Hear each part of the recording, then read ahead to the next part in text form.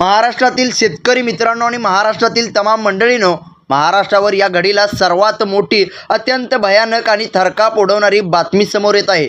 जर तुम्ही महाराष्ट्रात कुठेही राहत असाल तर पुढील काही मिनिटे टीव्ही स्क्रीनवरून किंवा तुमच्या मोबाईलवरून नजर हटवू नका, कारण हा इशारा थेट तुमच्या आणि तुमच्या कुटुंबाच्या सुरक्षेशी जोडलेला आहे। सध्या राज्यात पावसाचा सीझन सुरू असला तरी पुढील 72 तास म्हणजेच पुढचे संपूर्ण 3 दिवस हे सामान्य पावसाचे नसून एका अकराळ विकराळ निसर्गाच्या महासंकटाचे असणार आहेत। हवामान खात्याने अत्यंत गंभीर इशारा जारी केला असून 22 जूनपासून संपूर्ण महाराष्ट्रात निसर्गाचा असा काही प्रकोप पाहायला मिळणार आहे की ज्याची कल्पना आपण कोणीही केली नसेल। आकाशात काळ्याकुट्ट गडद ढगांची दाटी झाली असून समुद्रात निर्माण झालेल्या एका अतितीव्र दाबाच्या पट्ट्यामुळे अरबी समुद्रातून प्रचंड बाष्प समुद्राच्या दिशेने झोपावत आहे। हे केवळ पावसाचे आगमन नाही तर हा निसर्गाचा थेट प्रहार आहे। ताशी 80 ते 100 किलोमीटर वेगाने वाहणारे सुसाट वारे आणि वादळी वारे आणि सोबतीला ढगफुटी सदृश कोसळणारा मुसळधार पाऊस संपूर्ण महाराष्ट्राला झोडपून काढण्यासाठी सज्ज झाला आहे। प्रशासनाने स्पष्ट शब्दात ताकीद दिली आहे की 22 जूनच्या पहाटेपासून पुढील 72 तास विनाकारण घराबाहेर पडणे म्हणजे स्वतःच्या जीवाला थेट धोक्यात घालण्यासारखे आहे। रात्रीच्या अंधारात विजांच्या कडकडाट आणि ढगांचा गडगडाट एवढा भयानक असेल की काळजात धडकी भरल्याशिवाय राहणार नाही। वातावरणातील बदल आणि हवामानाचे सविस्तर विश्लेषण। चला तर मग समजून घेऊया की नक्की हे संकट किती मोठे आहे आणि हवामान तज्ज्ञांनी यामागे काय कारण सांगितले आहे। समुद्रातील पाण्याच्या तापमानात झालेली वाढ आणि मान्सूनची वाऱ्यांची अचानक वाढलेली गती यामुळे हा भयानक प्रकोप निर्माण झाला आहे। हा पाऊस केवळ काही तासांचा नाही तर पुढील सलग 2 ते 3 दिवस म्हणजेच 72 तास अखंडपणे कोसळणार असल्याचं पाहायला मिळत आहे। या वादळी पावसामुळे काय घडू शकतं याचा अंदाज प्रशासनाने आधीच लावला आहे। झाडे आणि विजेंचे खांब उसमळून पडणे, वेगवान वाऱ्यामुळे रस्त्यावरील मोठे झाडे, होल्डिंग्स आणि विजेचे खांब पत्त्यासारखे कोसळू शकतात। यामुळे वीज पुरवठा अनेक तास खंडित राहण्याचा धोका आहे। नद्यांना भीषण पूर। डोंगरामध्ये होणाऱ्या अतिवृष्टीमुळे नद्यांच्या पाणी पातळीत अनपेक्षित वाढ होईल। सखल भागात राहणाऱ्या नागरिकांना तातडीने सुरक्षित स्थळी हलवण्याचे आदेश देण्यात आले आहेत। घाटामध्ये दरडी कोसळण्याचा धोका। महाबळेश्वर, कसारा आणि कोकणातला जोडणाऱ्या घाटामध्ये प्रचंड पावसामुळे डोंगराचे कडे कोसळण्याची शक्यता तीव्र झाली आहे। NDRFच्या, SDRFच्या आणि स्थानिक आपत्ती व्यवस्थापन पथके हाय अलर्टवर तैनात करण्यात आले आहेत। पण नागरिकांची सतर्कता हाच या संकटात बचावाचा मुख्य मार्ग ठरणार आहे। प्रेक्षकांनो, आता वेळ आली आहे त्या सर्वात महत्त्वाच्या भागाची।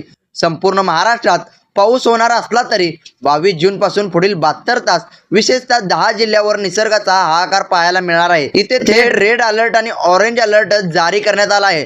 जर तुम्ही या 10 जिल्ह्याच्या रहिवासी असाल तर पुढील 3 दिवस अत्यंत सावध राहा। पहिला जिल्हा आहे रत्नागिरी। किनारपट्टीचा हा जिल्हा वादळाच्या केंद्रस्थानी राहण्याची शक्यता आहे। समुद्राला प्रचंड उधाण येईल। लाटांची उंची 5 ते 6 मीटर पर्यंत होऊ शकते।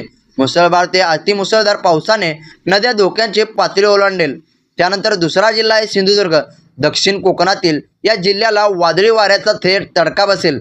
सुसाट्याच्या वारा आणि मुसळधार पावसामुळे वीज आणि दळणवळण यंत्रणा पूर्णपणे ठप्प होण्याचा अंदाज आहे। त्यानंतर तिसरा जिल्हा आहे रायगड। महाड, पोलादपूर आणि इतर डोंगराळ भागात दरडी कोसळण्याचा अत्यंत तीव्र धोका आहे। प्रशासनाने नदीकाठच्या लोकांना सुरक्षित ठिकाणी जाण्याचं आवाहन केलं आहे। त्यानंतर चौथा जिल्हा आहे पालघर। मुंबईच्या उत्तरेकडील या जिल्ह्यात सखल भागात मोठ्या प्रमाणावर पाणी साचेल आणि ग्रामीण भागातील संपर्क तुटण्याची दाट शक्यता आहे।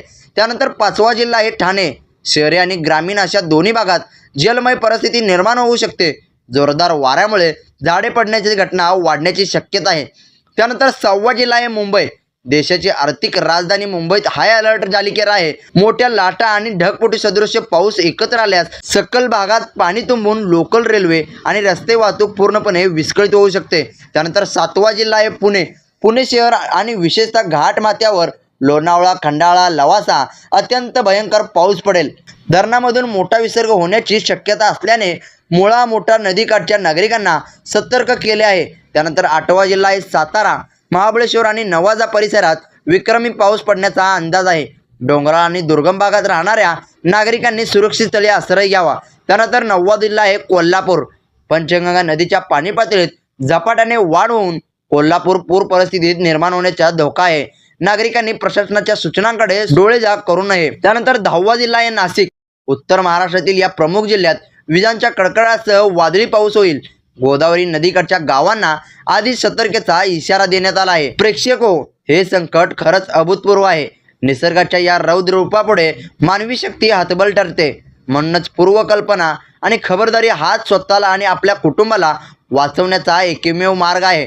22 जूनपासून म्हणजेच आजपासूनच होणाऱ्या या 72 तासांच्या महासंकटात घरीच राहा, सुरक्षित राहा आणि कोणत्याही अफवावर विश्वास ठेवू नका. हवामान खात्याच्या आणि प्रशासनाच्या प्रत्येक अधिकृत अपडेटसाठी पाहत राहा आमचे चॅनल. स्वतःची काळजी घ्या, सुरक्षित राहा. धन्यवाद. जय हिंद, जय महाराष्ट्र.